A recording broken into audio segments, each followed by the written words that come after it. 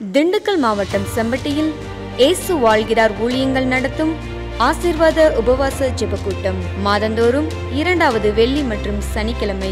இம்மாத ஜெபக்கூட்டங்கள் மே 9, 10. நேரம் காலை 9:30 மணி முதல் மதியம் 2:30 மணி வரை. தேவ செய்தி மற்றும் ஜெபம் சகோதரர் எல். வின்சென்ட்ராஜ். யூதாவே, உனக்கு அறுப்பின் காலம் நியமிக்கப்பட்டிருக்கிறது. இனி யாரை ஏமாற்றி அபகரிச்சு உன் நன்மையை தடுக்க முடியாது, அபகரிக்க முடியாது. சகோதரி கலா வின்சென்ட்ராஜ். அவரிடத்துல திரும்ப தன்னை ஒப்பு கொடுத்த போது நெருக்கத்திலிருந்து கர்த்தரை நோக்கி அவன் கூப்பிட்டான் அப்படின்னு எழுதப்பட்டிருக்கு. அப்ப கர்த்தரிடத்துல திரும்பிட்டான் அர்த்தம். ஹல்லேலூயா. இடம் வானத்தின் வாசல் எழுப்புதல் ஜெபமையம், செம்பட்டி, திண்டுக்கல். தேவ பிள்ளைகளே, இந்த உபவாச ஜெபத்தில் கலந்து கொண்டு தேவ ஆசீர்வாதத்தையும் தேவ கிருபையும் பெற்று செல்ல உங்கள் யாவரையும் அன்போடு அழைக்கிறோம். மேலும் விவரங்களுக்கு கீழே உள்ள தொலைபேசி எண்ணை தொடர்பு கொள்ளுங்கள்.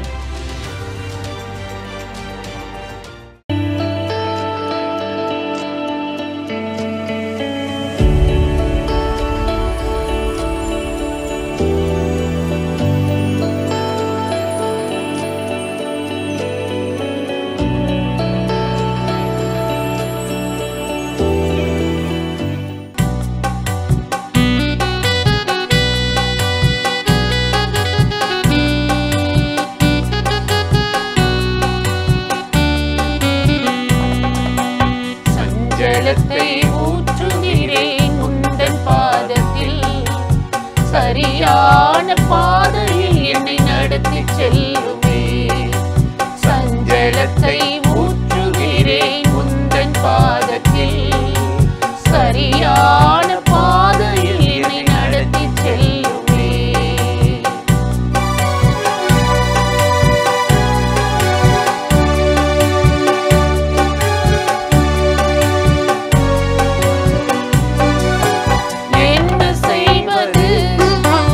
எப்படி செய்வது தெரியாமல் கலங்குகிறேன் நாளுமே.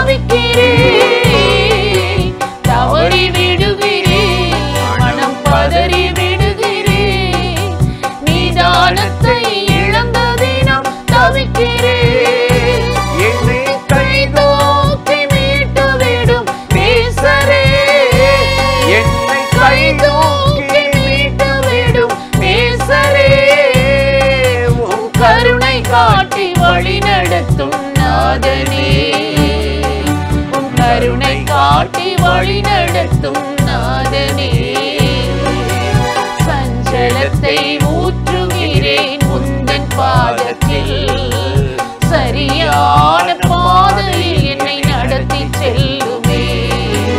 சஞ்சலத்தை ஊற்றுகிறேன் உந்தன் பாதத்தில், சரியான பாதையில் என்னை நடத்தி செல்லுமே. பிரியமானவர்களே, ஆண்டவராகிய இயேசுவின் நாமத்தினாலே இந்த காலை நேரத்தில் இந்த இயேசுவை தினம் பார்ப்போம் என்ற இந்த நிகழ்ச்சியின் மூலமாக உங்களை சந்திப்பதில் மிகுந்த மகிழ்ச்சி அடைகிறேன். கர்த்தர் நல்லவர், கிருபையும் இரக்கமும் நிறைந்தவர். இந்த நாள்லையும் ஒரு வசனத்தை உங்களுக்கு ஞாபகப்படுத்தி சில காரியத்தை சொல்லுவது நல்லது என்று நினைத்தேன். லூக்கா 18ஆம் அதிகாரம் 16 நாம் வாசித்து பார்த்தால் இயேசு சீசர்களை நோக்கி சொல்றாரு, சிறு பிள்ளைகளை என்னிடத்தில் வர விடுங்கள், தடை பண்ணாதிருங்கள், அவர்களை என்னிடத்தில் வருவதற்கு இடம் கொடுங்கள் என்று சொல்லுகிறார். பார்த்தீங்களா, சீசர்களுக்கு எப்பவுமே யாரையும் ஆண்டவரை நெருங்க விட மாட்டாங்க. தங்களை மீறி எதுவும் நடந்துடக்கூடாது. பல பெரிய மனிதர்கள், அது அரசியலாக இருக்கட்டும் அல்லது ஊழியங்களாக இருக்கட்டும், அவங்கள சுற்றி ஒரு ஒரு ஒரு கூட்டம் இருக்கும். அவங்கள கேட்டு தான் எல்லாம் செய்கிற மாதிரி அவங்க அப்படியே இருந்துக்குவாங்க. இயேசுனர் வாழ்க்கையில் இந்த சீசர்கள் அப்படி இருந்தாங்க. எப்படி இருந்தாங்க?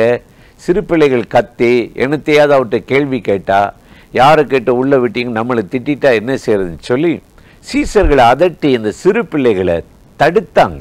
இப்போ இயேசு சொல்றாரு, அவர்கள் என்னிடத்தில் வர இடம் கொடுங்க, தடை பண்ணாதிருங்கள் என்று சொல்லுகிறார்.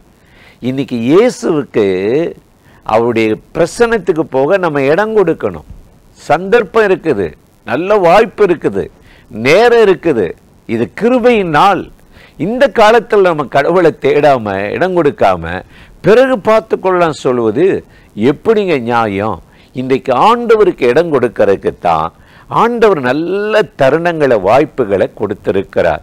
நாம் வேதத்தை வாசித்து பார்த்தோமே என்று சொன்னால், அங்கு அப்போஸ்தலனாகிய பவுல் பல இடத்துல சொல்லுகிறார். 2 கொரிந்தியர்ல நீங்க 7ஆம் அதிகாரத்தில் வாசித்து பார்த்தீங்கன்னா அவர் சொல்லுகிறார், எங்களுக்கு இடம் கொடுங்கள், எங்களுக்கு இடம் கொடுங்கள். அவர் சொல்றாரு, நாங்கள் ஊழியம் பண்றோம், ஜெபம் பண்றோம், கர்த்தருடைய வார்த்தை அறிவிக்கிறோம், இடம் கொடுங்களே. ஏன் எங்கள் இந்த மதத்துக்காரங்க, இந்த சபைக்காரங்க, இந்த பிரிவை சார்ந்தவங்கன்னு சொல்லி சிலரெல்லாம் ஏற்றுக்கொள்ளவே மாட்டாங்க, சில ஆலயத்தில் விடவே மாட்டாங்க. வேடிக்கையாக என் நண்பர் ஒருத்தர் சொன்னார், இயேசு ஆலயத்துக்கு வெளியே நிற்கிறார், ஜனங்கள் தான் உள்ள நிற்கிறாங்க. இயேசு இல்லாத ஆலயம், இயேசு இல்லாத குடும்பம், இயேசு இல்லாத ஜீவன், ஆத்துமா இன்னைக்கு நிறைய இருக்குது. காரணம், இடம் கொடுக்கல, தேட வேண்டிய விதத்தில் தேடலை, அவரை பின்பற்ற வேண்டிய விதத்தில் பின்பற்றல. இயேசுவின் வாழ்க்கையை பாருங்களே. யோவான் ஸ்நானகன் திரளான ஜனங்களுக்கு போதித்து எச்சரித்து மனம் திரும்பும்படி போதிக்கிறார். போதிச்சு முடிச்ச உடனே ஞானஸ்தானம் பெற ஆயிரக்கணக்கில் கியூல நிற்கிறாங்க. ஏன்னா பொல்லாத வழிகளை விட்டு, அக்கிரமத்தை விட்டு மனம் திரும்புவதற்கு ஞானஸ்தானம். அந்த கூட்டத்தில் இயேசு நிற்கிறாருங்க. யோவானுக்கு ஒரு அதிர்ச்சி. இவர் உலகத்தின் பாவங்களை சுமந்து தீர்க்கிறவர், பரிசுத்தமுள்ள தேவன். இவர் ஒரு பாவமும் செய்யாதவர், அணுக முடியாத ஒளியில வாசம் பண்ணுவார், பரிசுத்தமுள்ள தேவன். இவர் ஏன் இங்கே நிற்கிறாரு? இவருக்கே நம்ம ஞானஸ்தானம் கொடுக்கணும். பாவம் தவிர மற்ற எல்லாவற்றிலும் மனுஷனை போல வாழ்ந்தார். பாவம்னா அவருக்கு என்னன்னு தெரியாது. இவர் ஏன் நிற்கிறாரு? அவரை நீங்க வர வேண்டாம், நான் மனம் திரும்புகிறவர்களுக்கு ஞானஸ்தானம் கொடுக்கிறேன்றார். அப்ப இயேசு சொல்றாரா, இது கர்த்தருடைய கட்டளை, நீதி, இதை நிறைவேற்றணும். ஒன்ன கூட நான் விட்டுட்டேன்னு சொல்லக்கூடாது, என்னை தடுக்காத. யோவானுக்கு ஆண்டவராக இயேசு சொல்றார். உடனே யோவான் ஞானஸ்தானம் கொடுத்தான், தடை பண்ணாது இருந்தான். எனக்கு அருமையானவர்களே, சில வார்த்தைகளை நிறைவேற்ற நம்ம தாமதிக்க கூடாது. இதை நிறைவேற்றினா தான் அது நடக்குமோ? அப்படிலாம் நம்ம இக்கு வச்சுக்கிறோம். அப்படி என்ன பெரிய ஆண்டவர் செஞ்சிருவார் அப்படியெல்லாம் நான் நினைக்கிறோம். எனக்கு அருமையானவர்களே, இன்றைக்கு நீங்கள் புரிஞ்சுக்கணும், கர்த்தருக்கு இடம் கொடுங்க, கர்த்தருக்கு இடம் கொடுங்க. இதைத்தான் ஆண்டவர் வேதத்தில் பல இடத்துல இன்றைக்கு எதிர்பார்க்கிறார். இப்படி இடம் கொடுத்தீங்கன்னா நமக்கு வருகிற சோதனைகள், போராட்டங்கள், பாவ பழக்கங்களில் சாத்தான் நம்மளை நெருங்க முடியாது. வேதம் 1 கொரிந்தியர் 10:13 சொல்லுகிறது, தேவனோ நம்பத்தக்கவர், சோதனை வரும்போது அதை தாங்கிக் கொள்ள திறனளித்து சோதிக்கப்படுவதற்கு இடம் கொடுக்க மாட்டாராம், தாங்கிக் கொள்ள திறனளிப்பாராம். நீங்க சோதிக்கிறதுக்கு கூட சாத்தான் உங்களை அனுமதிக்க மாட்டாராம், தடுத்துருவாராம். அதனால தான் பவுல் எழுதுகிறார், பிசாசுக்கு இடம் கொடாமல் இருங்க. நம்ம தேவனுக்கு இடம் கொடுத்தா, பிசாசுக்கு இடம் கொடுக்காம அவனுடைய சூழ்ச்சிகளை, திட்டங்களை நம்ம தவிடுபடியாக்கி சமாதானத்தோடு சந்தோஷத்தோடு வாழ்வோம். அதனால தான் அவர்கள் சிறு பிள்ளைகளை தடுக்காதீங்க, வரட்டும், இடம் கொடுங்கள் என்றவர். இன்றைக்கு அவர் உங்களுக்கு இடம் கொடுத்து, தேவ பிரசன்னத்தை கொடுத்து, இந்த நாளில் அற்புதமாக உங்களை ஆசீர்வதித்து நடத்த போகிறார். அந்த தேவாதி தேவனை நோக்கி நாம் இப்பொழுது ஜெபிக்கலாமா? அன்பும் இரக்கமும் கிருபையும் நிறைந்த நல்ல ஆண்டவரே, இந்த ஆசீர்வதிக்கப்பட்ட நாளுக்காக, நேரத்துக்காக, கிருபை இரக்கங்களுக்காக உமக்கு நன்றி. இப்பொழுது யாரெல்லாம் அந்த நிகழ்ச்சியில் இணைந்து இந்த வார்த்தைகளை கேட்கிறார்களோ அத்தனை பேர் மேலும் கர்த்தருடைய மகிமையும் வல்லமையும் கிருபையும் இறங்கட்டும். இந்த நாளில் அவர்களை ஆசீர்வதித்து, எது தடையா இருக்கிற எல்லா தடைகளையும் மாற்றி தடுக்கிற சத்துருவின் வல்லமைகள் முறியடிக்கப்பட்டு உமக்கு இடம் கொடுத்து தங்கள் வாழ்க்கையில மேன்மை அடைய உம்முடைய பிள்ளைகளுக்கு உதவி செய்யும், அனுக்கிரகம் செய்தருளும். இயேசுவின் நாமத்தில் வேண்டிக் கொள்ளுகிறோம் எங்கள் உயிருள்ள நல்ல பிதாவே. ஆமீன், ஆமீன். ஆண்டவர் இந்த ஜெபத்தை கேட்டிருக்கிறார். இந்த நாளில் அற்புதமாய் உங்களை ஆசீர்வதித்து நடத்துவார். ஆமீன்.